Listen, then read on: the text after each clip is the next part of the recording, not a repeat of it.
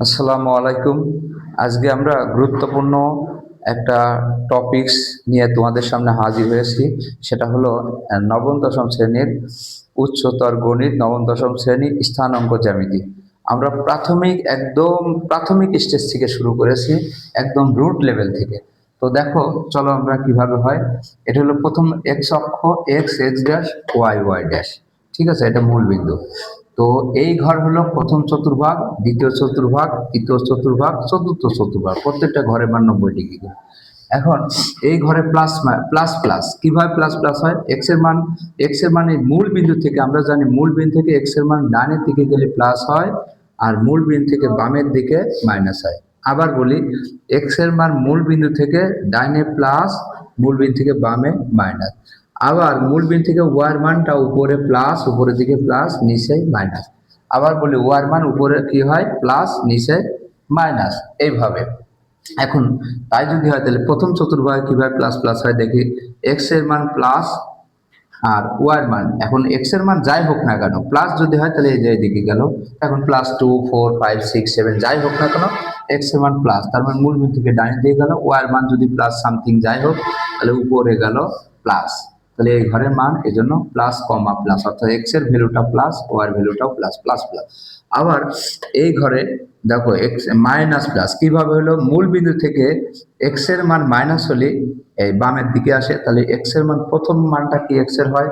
তাহলে মাইনাস। দেখো মূল বিন্দু থেকে মাইনাস আসলো। তো যাই হোক, এক্স এর মান, এক্স এর ভ্যালু যাই হোক, যাই হোক না, সামথিং মাইনাস, তাহলে মাইনাস হলে এদিকে আসলো। এরপরে প্লাস, ওয়ার মান প্লাস মানে উপরের দিকে।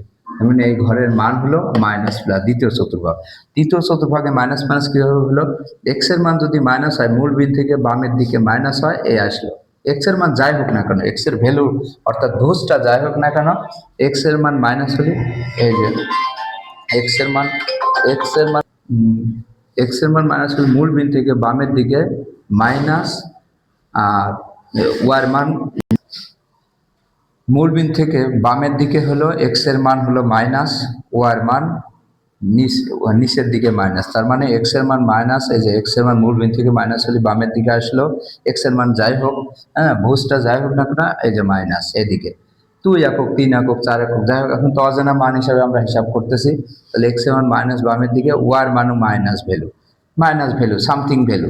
তো সামথিং ভ্যালু মানে এই ঘরে আসছে, এই যে ওয়ার মান মাইনাস নিচের দিকে। তার মানে এই তৃতীয় চতুর্ভাগে মাইনাস মাইনাস। এখন চতুর্থ ভাগে প্লাস মাইনাস কিভাবে? এক্স এর মান প্লাস, ওয়ার মান মাইনাস। কিভাবে? এক্স এর সামথিং ভ্যালু, যে কোনো ভ্যালু হোক না কেন, এক্স এর মান প্লাস হলে এই যে ডান দিকে, এক্স এর মান প্লাস হলে মূল বিন্দু থেকে ডান দিকে গেল, আর মাইনাস হলে নিচের দিকে চলে আসবে, এই যে নিচের দিকে। তার মানে এই ঘরটা কি? চতুর্থ চতুর্ভাগে প্লাস মাইনাস। এইটা আমাদের কোয়াড্রেন্টের ব্যবহার। তো কোয়াড্রেন্টে এইভাবে আমরা হিসাব করবো। এখন দেখা যাক যে আমরা যদি একটা বিন্দু স্থাপন করি 2 3, বললো যে গ্রাফ কাগজে এই 2 3 বিন্দুটা স্থাপন করো গ্রাফ কাগজে। এবং 2 3 বিন্দুটা আমরা কিভাবে স্থাপন করবো? আগে প্রথমে দেখবো, দেখো +2 +3, প্লাস তো দেওয়া লাগে না। মূল বিন্দু থেকে +2, আমার কিন্তু গ্রাফ নেই যে কত ঘর, এক ঘর সমান এক একক যদি ধরে, আমি ধরে নিলাম +2। মূল বিন্দু থেকে এক ঘর, দুই ঘর, প্লাস বলে ডানের দিকে গেল। ডানের দিকে কয় ঘর যাবে? যে দুই ঘর, এক দুই ঘর। +3, ওয়ার মান +3, প্লাস হলে ওয়ার মান উপরের দিকে যায়। তো উপরের দিকে কয় ঘর যাবে? +3, 3 ঘর, এক দুই তিন। এই হলো একটা, এই হলো 2 3 স্থাপন করা আমার শেষ। পরে 2 নম্বরে দেখো -4, 5, এর গ্রাফ কাগজে স্থাপন করো। তো স্থাপন করলে কি হয়? প্রথমেই মাইনাস, এক্স এর মানটা মাইনাস, মূল বিন্দু থেকে মাইনাস মানে কোন দিকে যাবে? বামের দিকে। 1 2 3 4 5, মাইনাস বামের দিকে আসলো। এরপরে ওয়ার মান +5, প্লাস ওয়ার মান কোন দিকে যায়? উপরের দিকে না নিচের দিকে? অবশ্যই উপরের দিকে। তাহলে প্লাস কত ঘর যাবে? যে 5 ঘর, 1 2 3 4, এই 5 ঘর। এই ঘরগুলো আমি আনুমানিক নিলাম। তাহলে এই মানটা হলো, এই মানটা কত? -4, 5, অর্থাৎ দ্বিতীয় চতুর্ভাগে পড়লো -4 আর +5। তারপর 3 নম্বরে আসো, -5 -6 স্থাপন করে গ্রাফ করেছে। মূল বিন্দু থেকে, সবসময় মূল বিন্দু থেকে আসবে -5, তাহলে মূল বিন্দু থেকে -5 কত ঘর আসবে? -5 ঘর। তাহলে এই যে মূল বিন্দু থেকে এক ঘরের মান যেহেতু এক ঘরের মান যেহেতু এক ধরেছি, তাহলে মূল বিন্দু থেকে 1 ঘর 2 ঘর 3 ঘর 4 ঘর, এই যে 5 5 আসলো। 5 এবার এই 5 আসার পরে এরপরে আবার কত রয়েছে, ওয়ার মান -6। ওয়ার মান মাইনাস কোন দিকে, এই দিকে বামে মূল বিন্দু থেকে নিচের দিকে আসে। তাহলে কত ঘর যাবে, -6।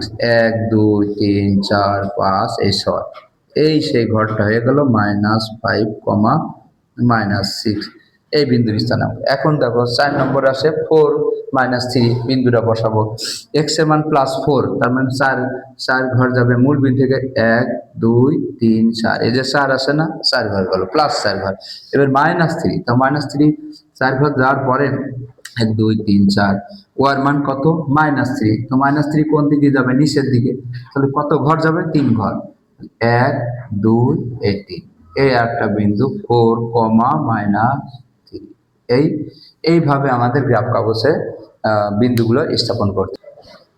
এতক্ষণ আমার সাথে তোমরা থাকার জন্য সবাইকে ধন্যবাদ।